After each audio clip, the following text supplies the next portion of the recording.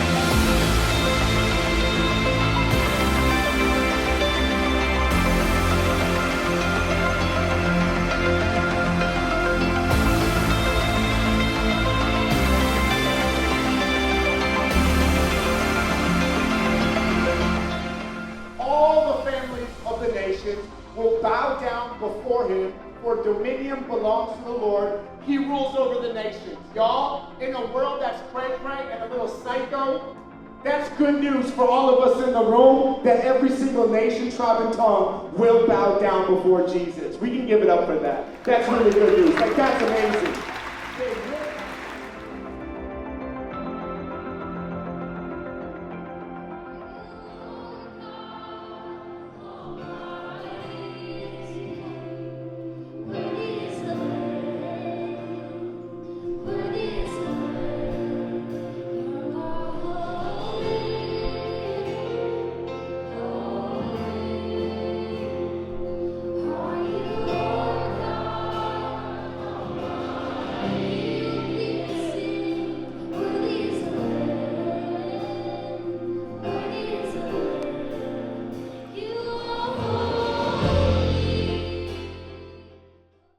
Let's roll. Happy Friday, everybody. Welcome to the FYI podcast, where we want you to end your week strong and begin your weekend even stronger. I'm Micah. I'm Josiah and We're your hosts. This is the FYI podcast. And every Friday, like Micah said, we unpack your questions as the listeners and viewers on YouTube.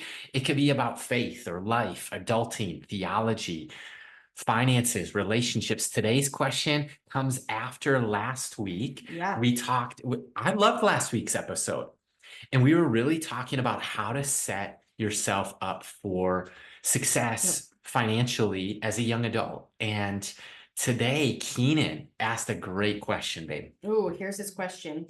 What do you do when you feel discouraged when saving money? Oh my gosh. Love this question. How do you feel? Keenan sent us a DM on Instagram at FYI Podcast. You can do the same with Mhm. your questions. You can email us through our website at www.fyi-podcast.com. Mhm. And we happen to be in a little bit of a mini series on finances, and we're not here to share our own opinions, but we really want to teach what God's word has to say about money. And we're doubling down on last week's verse of the week, which talks about where your treasure is, there your heart will be also. Mhm. And I'm going to add in Matthew 6:33, which talks about seek first the kingdom of God and his righteousness, and all other things will be provided. Yep, that's so good. That's so good. And we just want to keep in mind, as a listener, we want to speak to everybody, whether you're single, dating, married, engaged. Finances aren't going away. Now, the currency can change and shift, and it can be digital, and it can be transactional, and it can be tangible. But we really want to keep in mind that you might be in a different season than what we are now. But the cool thing is, if you are single, dating, married, or engaged, we've been all four of those. So hopefully we can relate on some of the things that we've experienced, Mhm. some of the tactics and things that we've done to dig ourselves out, because we've had to dig ourselves out of some financial things. Yeah. And to be honest in the process. And I think honesty goes a long way. Honest with God, honest with ourselves, and honest with others when it comes to our disciplines of money and stewardship, and really using and utilizing the roles that God has given us. And I'm talking about whether you're a student, whether you work in a business office, or like whatever setting that you are in, that the role that God has given you, that you are stewarding the money that you are earning, and you're doing it for the glory of God. Mhm. So I think Keenan's question is great. And the word that stands out to probably everybody listening is, what do you do when you feel discouraged when saving money? Josiah, have you ever felt discouraged while saving money? For sure. Why? Or For what? sure. I think it's like similar to the question, why do we overestimate what we can do in a year and maybe underestimate what God can do in 5 years? It's impatient. And I'm naturally very driven. I tend to like saving and investing. And, if you look around, I've been discouraged at times. And the discouragement for me came from not getting there as quickly as I thought. Ooh, okay, that's good. That's good. You want to ask me the same question? Yeah.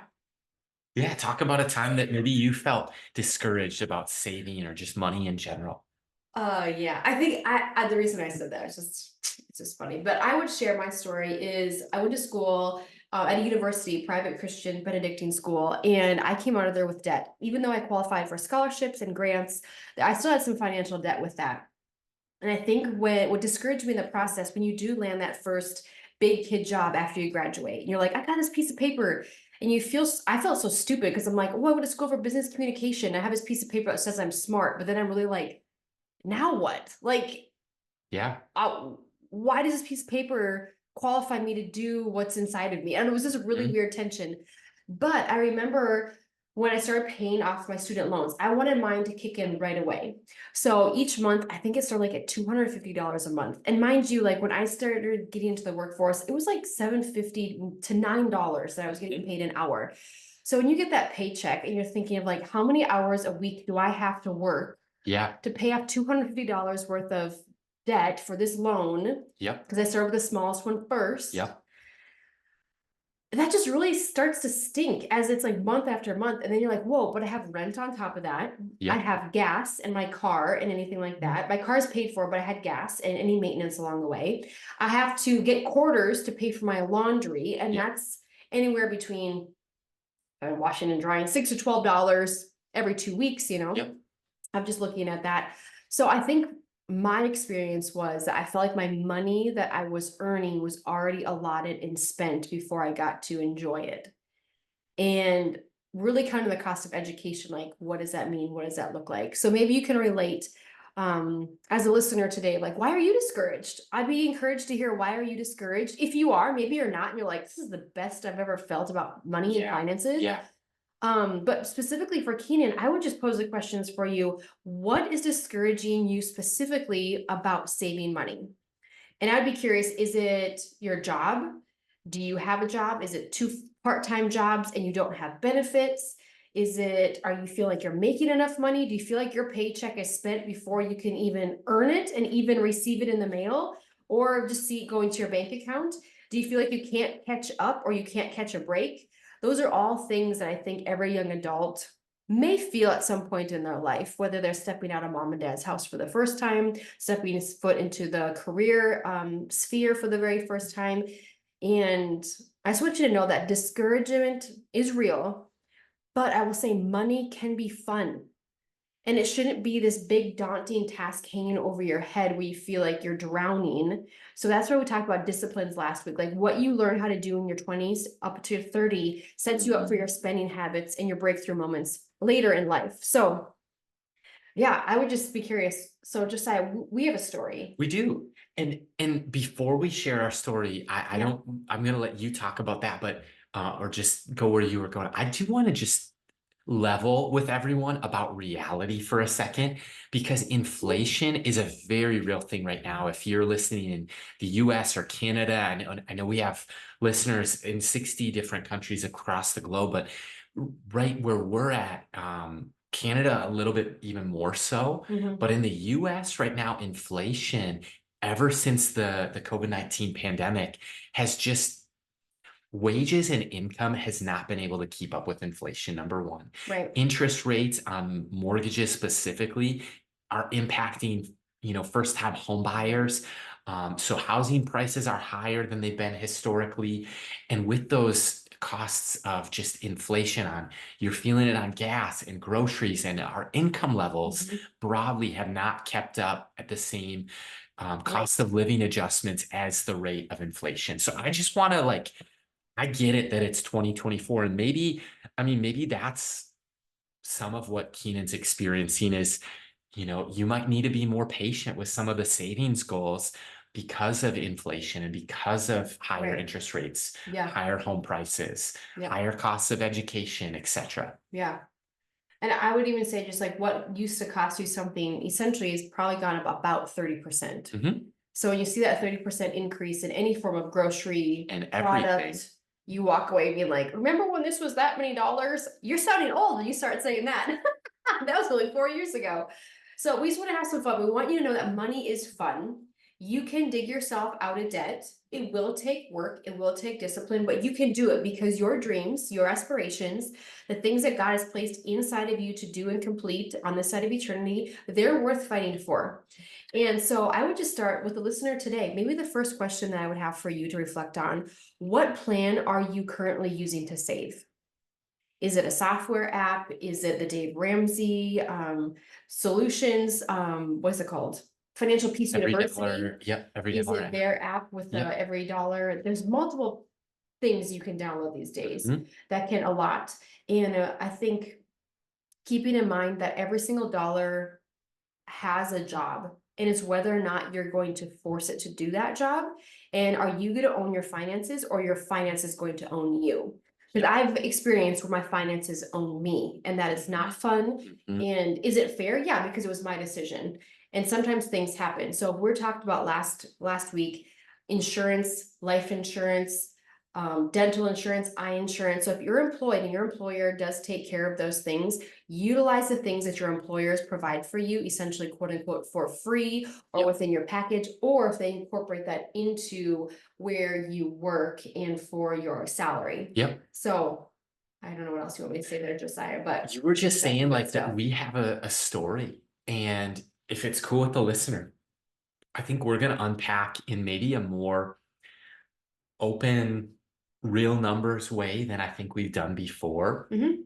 But when here's what we believe about money and marriage, and it's that with your money and your marriage, really, when you get married, everything becomes one. Mhm. So any debt you bring in, Mhm. it's not just yours, it's both of yours. Yep. Any savings, it's both of yours. Any income, Mhm. it's both of yours. And so I mean, you want to talk about our story of first getting married? Well, I just think like two become one, and we believe that two become one even in the financial realm. And we were both honest with each other For sure. prior to marriage, which was our engagement season. Yep. And I just think I knew that I had debt. So my car was paid off, his car was paid off. We were renting a place when we first got married for $950 a month, only because we had a connection from a friend who actually owned the complex. So connections do matter when we talk about connections and knowing people before you need to know them, because they can be a blessing and bless you in the process. And we were a blessing to him. He knew where we lived. He knew that a check was coming for. And he knew that when we left and when we were there, we would recommend good tenants to him. So it was a win, I think, for both sides, for sure. But I know that I came in having some financial debt from another degree that I had received, and it was approximately $28,000. Yep. Which I was like, okay, just so you know, this is where I'm at. And Josiah's like, okay, that's good to know. And from there, you can talk about your side of the story. Man, I had been saving, and while I was in grad school, I mean, ever since I got a job and really full-time job, even working as a pastor in ministry, I had been saving each month, even through grad school. And I was about ready to buy a house right when Micah and I got serious and started dating. And so I thought, rather than buy something that is going to be mine, why don't I just wait and we'll start our life together? Yeah. That was just kind of what I was thinking. That's where my head was at. But I had about $28,000 saved up that in my mind was going to go towards a down payment on a house. But what I realized is when we got married, my savings became our savings, her debt became our debt, and they really equaled each other out. And so we got back from our honeymoon, and I remember in our apartment pressing the button on a laptop to take that savings and in one click of the button pay those student loans in full. Yeah. Because then we didn't have debt and we didn't have savings. We had about $0, but it was our life. It was the tiny apartment. It was some of our fondest memories are that season. Yeah. And then we could start. Micah often references on our honeymoon, we started dreaming together, and we started praying, and we started planning for the future, from jobs to income to family to God's future and reaching the lost and even young adults and all of those different things. And we had another goal. Yes. We had a goal that was kind of audacious because we were living on mostly one income. Micah had about 12 to 1,500 a month coming in from a job that she was working pretty consistently. We were living on my salary at the church. After 6 years of raises, I was making about $42,000 a year.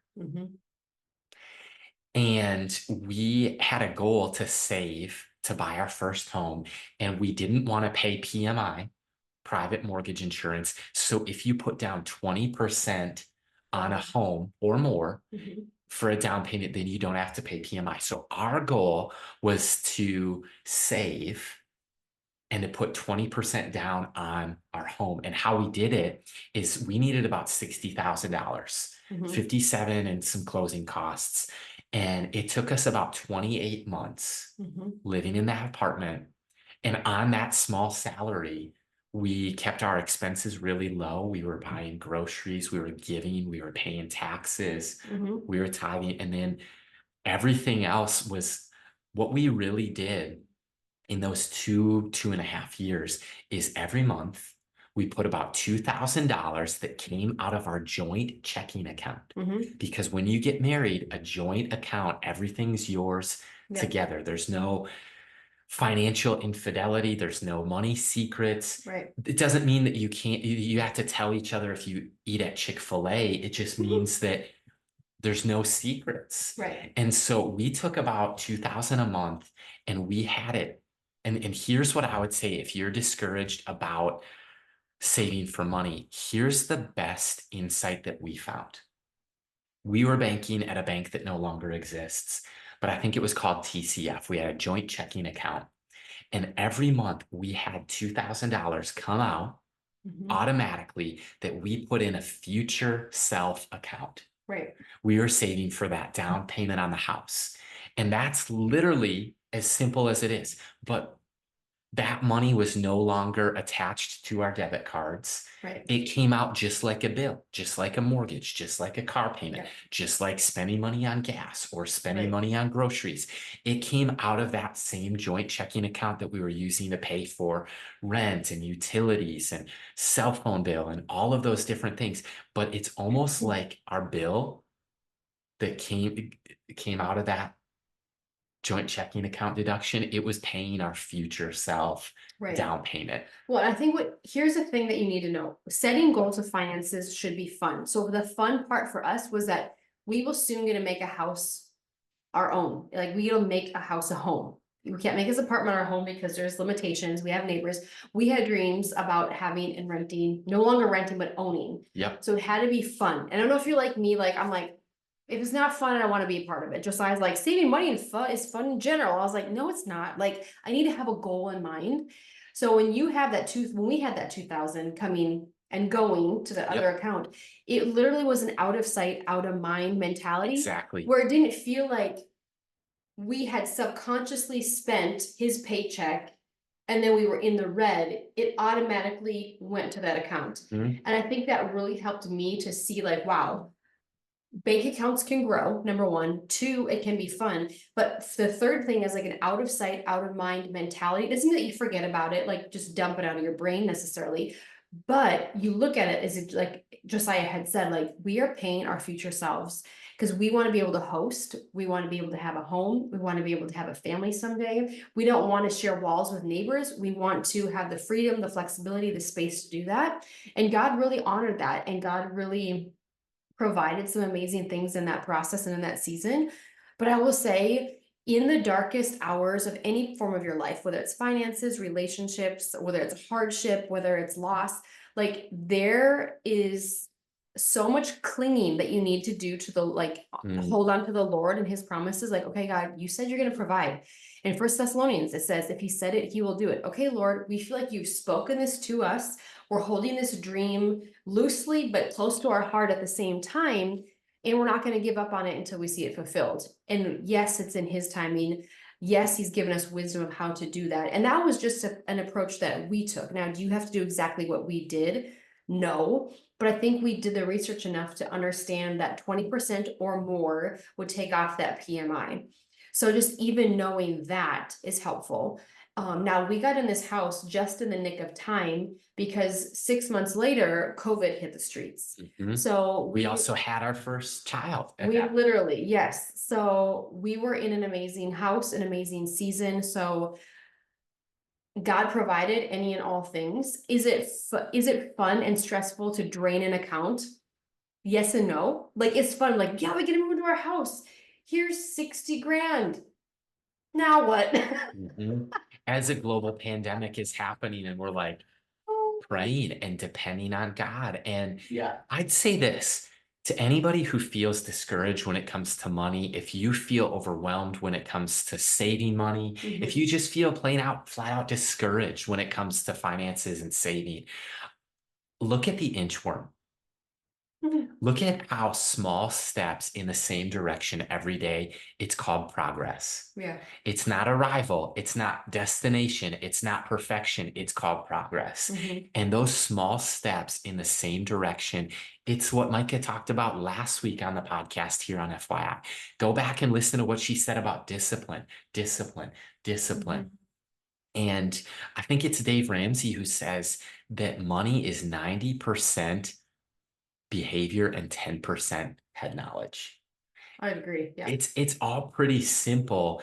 It doesn't make it easy. Right. And neither does disciplining yourself. No, it's discipline's simple. It doesn't make it easy. Running every morning is simple. Eating healthy. It's sound. Anything. Talk is cheap. This is why Jesus often taught on the wise person hears what he says and does. And look, if you want to move forward financially and set your future success up, the best way I found to save money is to get it out of sight and get it out of mind. Get it in that digital piggy bank that you don't have access to. Put it in maybe a money market account in a different bank, and you can set up automatic deductions, which is a withdrawal, to pay your future self. Maybe you're saving for a house, a down payment like we were. Maybe you're saving for a vehicle, or maybe you're saving for a rental property, or to start a business, or to get married. There's a whole host of things, but wouldn't you say that for you, knowing what the goal is has helped your motivation with savings? Oh, 100%. 100%. Unpack that. Okay, so when you're single, I don't know if you're anything like I was when I was single, but I knew how much was in my bank. But now, did I check my bank account every single day? No, but I just knew. Like, I wasn't You weren't obsessed. oblivious. I Yeah, wasn't yeah. oblivious, but I also wasn't obsessed. I was like, Yeah. oh yeah, I know X amount comes in, pay for this, yada yada yada. And I think for me to have something to look forward to, You enjoy that. on the calendar, Yeah, I'm a yeah, goal yeah. setter. Yeah, for sure. So it's like, even like our annual calendar, it's like, if I know that we're gonna be on vacation wherever, then I wanna be exercising, I wanna be eating healthy, I wanna be helping plan the process. I wanna know what the budget is, I wanna know how much we're, gonna be able to spend, how much can we save? And you can be wise. I mean, I just look at some of the, make it fun. Like, I literally had to pray, Lord, make this fun. Because when we first got married, Josiah loved talking finances. And I said, okay, in order for this to be fun to me, we're going to go to a coffee shop and we're going to be in a public sphere. So neither one of us can lose our cool in front of a whole coffee shop because one of us might be upset about finances, spending habits, saving habits, whatever habits. And I think that has really helped Josiah and myself, me to be more in tune and inclined to what we're saving and what we're spending and what we're using our money for. But it's also, I think, allowed Josiah to maybe loosen up the purse strings of saving and blessing. So we even each other out in that way, because I think I would probably say I'm the spender, he's the saver. Now, it doesn't mean that Mike we're is not not the a other way. crazy spender, and I also know how to spend money. Yes, It's just that I'm gonna but have I'm some naturally goals. more. But Yeah. here's a fun tip. If you are a spender, I learned this. If you are a spender and you're on a tight budget, I learned this from somebody I was listening to. And this was a dad who liked to spend and a mom who just liked to just keep things tidy around the house. The dad was the spender. But when the dad got to go and spend when they were on a tight budget, he would go and spend money on groceries. So that spending, like, appetite was satisfied because I bought groceries. Yep. So I think I can kind of relate to that. Like, okay, we need to go to Sam's Club. Let me go to Sam's Club and I'll go spend money that we need versus spending something on something else. So I think it's a lot like Cold Stone Creamery. When you're saving money and you're discouraged, ask yourself this question: do I need it, want it, or gotta have it? Like, what size, the ice creams they have, need it, want it, gotta have it, or what can I go without? Yep. Because what we go without is a form of discipline. It's like when you start eating healthy and you really, really, really want to eat something, you're tempted by it and you say no, you walk around, you walk away. In the moment, you feel like, wow, everybody else gets to participate in this awesome meal. And I'm saying no because I know how unhealthy it is. By the time I get home, I'm like, I'm so glad I didn't eat that. The next morning I wake up, I'm like, I'm so glad I don't feel like crap today because I didn't eat what they ate. Like, I feel good about myself. Yeah. Same thing with spending habits.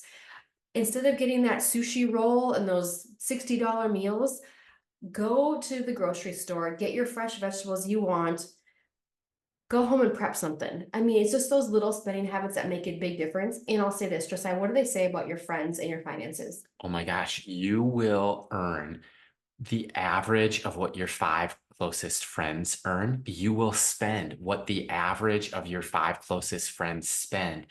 And who we spend time with, we begin to spend money like, and we begin to talk like, and we begin to value what they value. And it's a little bit like keeping up with the Joneses. If they upgraded their car and we should do that, or they went on this vacation, we should try that. And or they recommend this place for us to double date and go on a meal and it's $150 a plate. Sorry, we're not going. Like, right.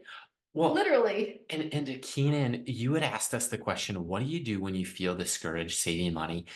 I'm reminded of this. What I would say is, I think, Keenan, and any listener who feels this, you need something to look forward to. Totally. You need a goal, and you need to celebrate along the way. And here's why.